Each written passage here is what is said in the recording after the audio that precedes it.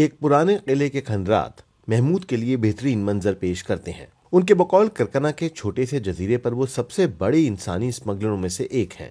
ये कारोबार इस वक्त उरूज पर है। महमूद के मुताबिक इस साल वो अब तक 1200 लोगों को यूरोप ले जा चुके हैं।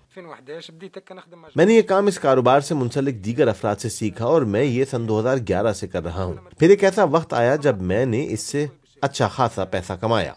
पहले मेरी कमाई में चंद सौ यूरो का इजाफा हुआ और फिर चंद हजार का। अब मुझे अपने काम से प्यार है। महमूद हर वक्त फोन पर बात करते नजर आते हैं। उनका कहना है कि उनकी कामयाबी का राज काम का मयारी होना है। वो महज लोगों को कश्तियों पर भर के उन्हें किस्मत के रहमो करम पर नहीं छोड़ देते, बल्कि वो खुद इन कश्तियों के कैप्टन का किरदार अदा करते हैं। लेकिन ये गायकों को महंगा भी पड़ता है। मेरी सबसे ज्यादा कमाई गैर मुल्कियों से होती है। ट्यूनिस का एक शहरी मुझे 1500 से 2500 यूरो तक देता है, लेकिन गैर मुल्कियों मसलन अलजायरी, फलस्तीनी और मराकश के शहरियों से मैं फीकस तकरीबन 4000 यूरो तक लेता हूँ। शाम से ताल्लुक रखने वाले मोहम्मद और उनके खानदान के लिए ये रकम बहुत ज्यादा है। चंद माह कबल उन्होंने अपनी रकम का एक बड़ा हिस्सा यूरोप जाने वाली एक कश्ती में सफर के लिए खर्च कर दिया था, लेकिन कोस्ट गार्ड ने इस कश्ती को बीच रास्ते में ही रोककर मुसाफिरों को ट्यूनिस के जुनूब में वाक़े एक वीरान मकाम पर मुंतकिल कर दिया।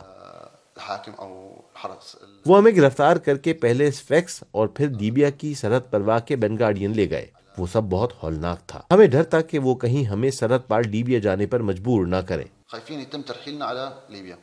ऐसा लगता है कि इस किस्म की गिरफ्तारियां करने वाले पुलिस अफसरान ने एक नया तरीकाकार अपना लिया है। वो अब अक्सर गिरफ्तार अफराद को ऐसे मकामात के करीब छोड़ जाते हैं जहां इंसानी स्मगलर अपना कारोबार चलाते हैं। मुबस्सिरीन का ख्याल है कि इसका ताल्लुक यूरोपीय यूनियन और ट्यूनिस के माबैन माइग्रेशन डील के खात्मे से है।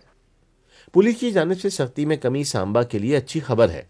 उनके बकौल ये बात कोई ढकी छुपी नहीं, यहाँ तक कि पुलिस भी इससे वाकिफ है।